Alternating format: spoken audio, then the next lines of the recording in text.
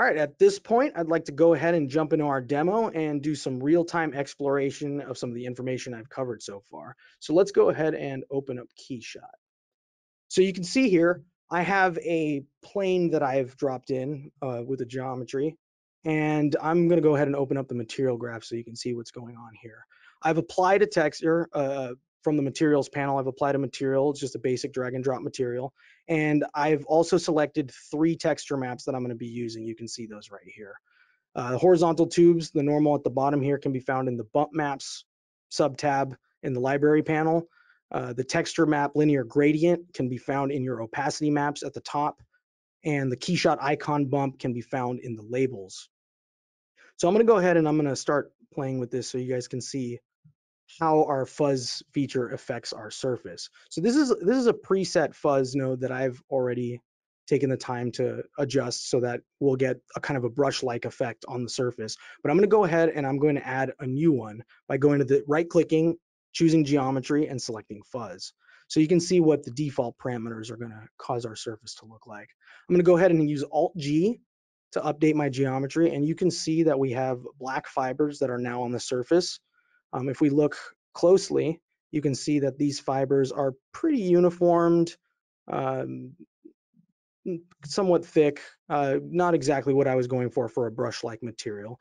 You can adjust these simply by going in and clicking on your actual fuzz node. On the right side in the property subtab, you'll have all your different adjustment settings.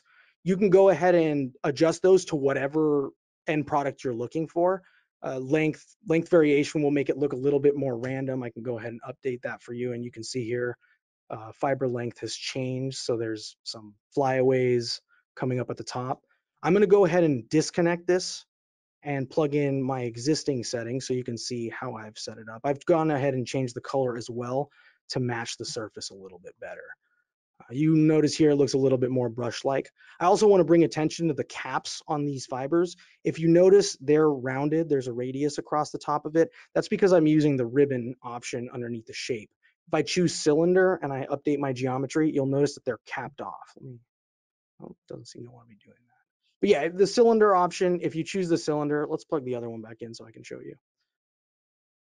The image will show a capped off tip rather than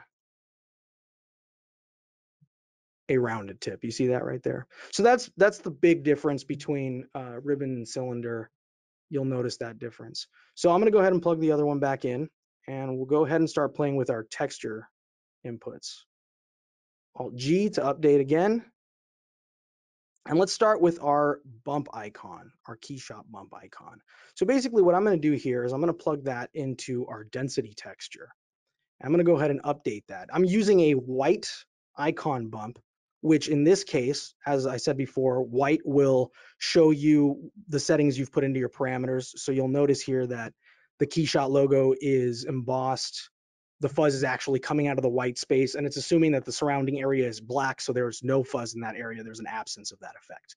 If you'd like to reverse it and make it seem like it's debossed, you can go ahead and use a black icon. But if you're working with a white one, a really easy way to do this is to just choose the line that's connecting the output to the input, right-click that, go to Utilities, and choose Color Invert. Now, when I update this, I'm going to get a debossed effect with the surrounding area being fuzzy and the actual logo itself having an absence of that effect. If you've looked at our website, a great little animation that has been made for us, this is how you would accomplish that same thing. Same with the Render Weekly. Their Render Weekly logo is accomplished using a similar situation. So I'm going to go ahead and I'm going to delete that. I'm going to update my geometry so we're back to square one here. And I'm going to go ahead and move to the length texture. I'm going to plug in the linear gradient for that. I'm going to update my geometry by using Alt-G again, and you'll notice that there's a gradient to my fuzz effect. And I'm going to actually isolate by hitting C on the texture map, so you can see the actual texture map underneath the plane.